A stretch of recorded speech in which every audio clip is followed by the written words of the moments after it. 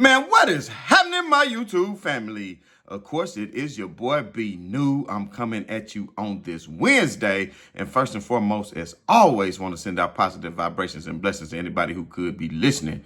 Now, with all that being said, we all know that the Los Angeles Lakers were in action on yesterday, taking on none other than the Detroit Pistons. But first, before I jump into it, I just want to wish everybody a happy Valentine's Day, whether you are just on your own or whether you have a Valentine or whoever you got. Reach out to a loved one and tell them that you care about them. And I'm not going to get into all the ins and outs of corporate holidays and what it means to others and what it might not mean to others and this and that. But just take time out today and tell somebody you love them. It'll mean something to them.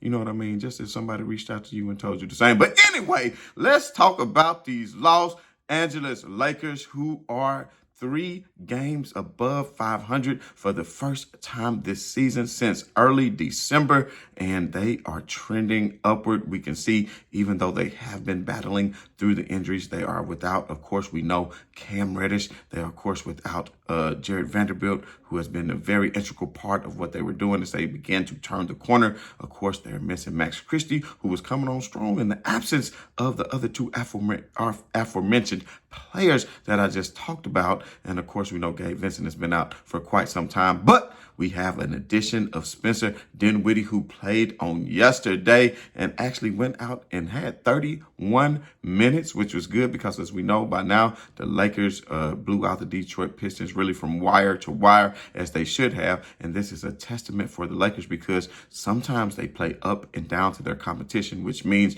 when they are going against a great competitor, they play high to that competitor and either win or lose, but it's a fight in the game. But then when they play against a lesser talented team, they'll play down to that competitor and still make it a close game regardless. But in the past few games against lesser competition, the Lakers have been taking care of business, and that is a good sign because that is what good teams do. And when you talk about load management, that is the good old-fashioned way to load manage, because you just go out there and you get above,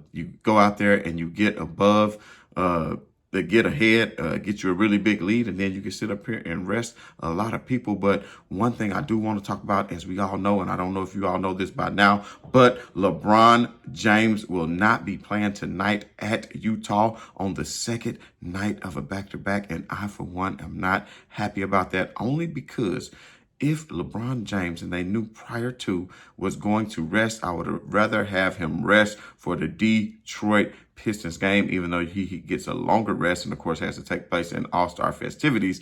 But he would have got a longer rest by doing it now. But at the end of the day, Detroit is a team that is not in contention and probably was not a threat to even contend with the Lakers yesterday, with or without LeBron James. I think they could have taken care of business. And then tonight, you're facing a Utah team, although they did have some shakeup in their lineup at the trade deadline. We won't get into the X's and O's on that, but you know, they did have a shakeup on their roster. They're trying to gain some continuity, so maybe that's why Darvin Ham wasn't too concerned, but they still have their core players there that can really fill up the basketball and fill up the stat sheet, as we all know. So the Utah Jazz are really, a game and a half, 2 games back of the Lakers and Golden State for that 9th and 10th spot, respectively. We're going to talk a little bit about Golden State later, too, because Golden State has won, I think, maybe 15 out of the last 18 or 19 games, and they are one of the best trending teams in the NBA. But back to the Lake Show, baby, because the Lakers,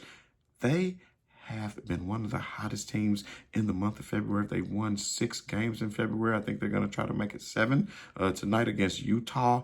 They've had the number 4th ranked efficient offense in the league as far as points per game and efficiency. So they have been looking great on the offensive side of the ball. I think Rui Hachimura, he alluded to in his presser last night that a part of that reason is because he is now getting a lot of touches of the ball while on the floor with LeBron James and Anthony Davis, and of course, D'Angelo Russell, because D'Angelo Russell play has ticked up. People have to respect him and come out to the three-point line, and then he can then put the ball on the floor and get to the hole. But he's finding easy passes for Rui Hachimura, and Rui Hachimura, to his credit, has been a monster in the paint, really taking care of business, getting back. Man, one play he got the rebound and just went up and dunked it with the left hand. Was an amazing putback for him. It's not always the easiest thing to do, to use your offhand just to go back up with a putback dunk. So it just shows you the size and athleticism of Rui Hachimura. When he gets to the inside, he usually is tough to stop,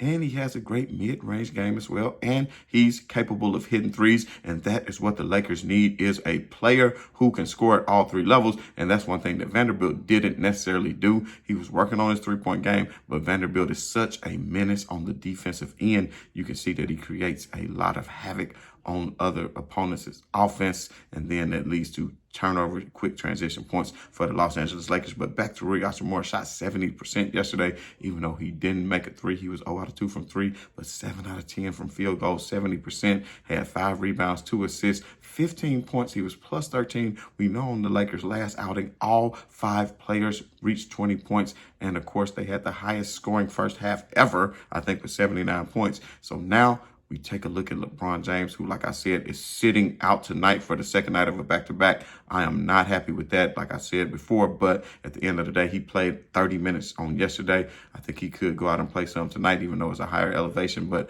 I'm not sure if he'll travel with the team. If he travels with the team, I think he really should have played, but at the end of the day, I know what they're trying to do. LeBron James will be needed in the postseason. So you want to try to keep him as healthy as possible. And of course, LeBron James, he can't impact games the way he used to do. He still impacts them, but not as much. But I noticed on yesterday, they double teamed LeBron all game. But for him to still get 25 points was good. And I'm glad he did, because I had LeBron over the 24. And I ran a 2-game parlay with Minnesota over Portland and the Lakers over Detroit, which is probably the easiest money that I've won all season, even though it was maybe minus 450 with both of them together. Still was able to rack in a little bit of dough. But anyway, back to what I was saying. LeBron James, 9 out of 15, 60%, 3 out of 6 from 3. Could have shot a better percentage from 3. I think one of them he shot was like a Steph Curry 3 from the logo, which was maybe a little bit ill-advised, but he was feeling himself. So, and then another one I think was a bad shot at the end of the shot clock where he got put in a bad situation. So it could have really been like 3 out of 4 at 75%, but 100% from the free throw line again. I want to see what LeBron James' free throw percentage is at the end of this year, because I think he's trending upward. He may have one of his best free throw shooting percentages of his career, seasons of his career this season. But 8 assists, like I said, they were doubling LeBron up all night. And of course, every time they doubled him, whether he was on the wing or in the post, he passed out to open shooters because he knows where to go with the ball. He did have 4 turnovers. I think a couple of teammates let him down, but 2 of them were really unforced errors, and one of them maybe tried to do a little bit too much. So I put probably 3 of those on him. Ultimately, a plus 9 on the floor. Rui was a plus 13 if I go back to him. But then, of course, got to talk about Anthony Davis, his impact that he's been having on games lately. He was an absolute monster out there last night. Wiseman did his thing as well. Wiseman is looking really, really well as of late. Hopefully, he can eventually find his way. And things didn't work out with him from Golden State, but just having played in Memphis, I've been rooting for him, because y'all know I love me some West 10. But at the end of the day, Anthony Davis only played 28 minutes on yesterday, so I'd imagine he would have fresh legs underneath him tonight. He was 6 out of 12, 50%, but more importantly, 6 blocks. One of the blocks was against a 2-on-1 fast break where he was in between both defenders, and they didn't know which way to go, and he still closed out, and he blocked the shot and kept the possession alive. And I'm telling you what, Anthony Davis, to me, is damn near should just be the defensive player of the year, because what he does for the back line of the Lakers is something that they could not duplicate or replicate in any shape, form, or fashion. If he was to go down, the Lakers have absolutely no chance at winning the title. I would dare say a lot of people don't think they have a chance to win a title now, but I think with a fully healthy Lakers roster, once you get a Cam Reddish back, once you get a Jared Vanderbilt back, then you have somebody who can play good defense. And it's also about matchups too. So maybe if the Lakers get lucky and not match up with the Denver Nuggets, who knows?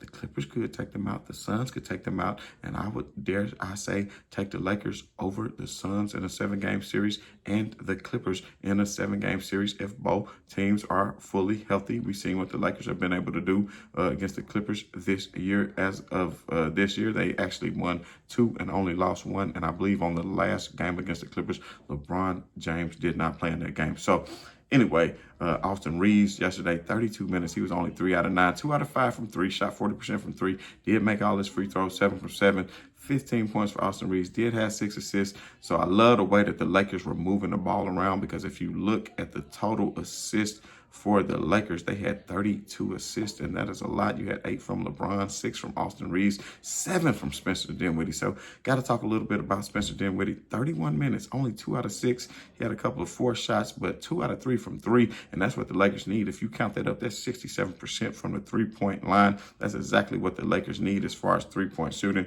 Spencer Dinwiddie was a +6, so, I'm liking what he's doing. I'm a fan of Gabe Vincent.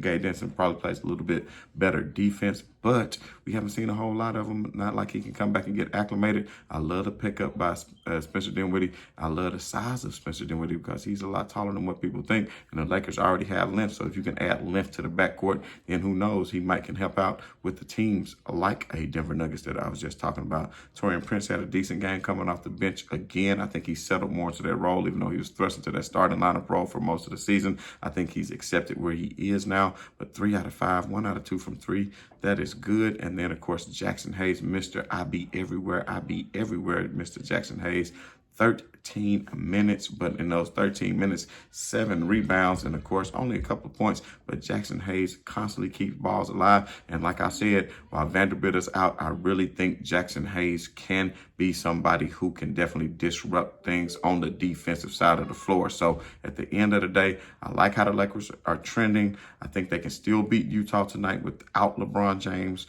And if they do so, there'll be 4 games over the 500 mark. We keep a lookout on Dallas, New Orleans, Sacramento, and the Suns. The Lakers are only like 3 games out of being in that 5th seed is what I'm telling you all. And there's a lot of season left to be played. And I think they have some very winnable games coming up. I know coming back from All-Star break, they're going to have to face Golden State and Phoenix in a short amount of time. But other than that, they got a lot of games at home in March to prove themselves and to get themselves in a good position leading into the playoffs. And if they can get fully healthy and get Cam Reddish, who is a good wing defender, and a Vanderbilt, who is an outstanding defender, back into the fold, then the Lakers have just as good a shot as anybody to make a good playoff run the same way they did on yesterday. But anyway, if you haven't done so already, you know what I want. Please hit that like, hit that share, hit that subscribe, hit that bell for notifications. And as always, this has been your boy, Be New. I'm saying right on to the real, and much love to these haters. I'm out.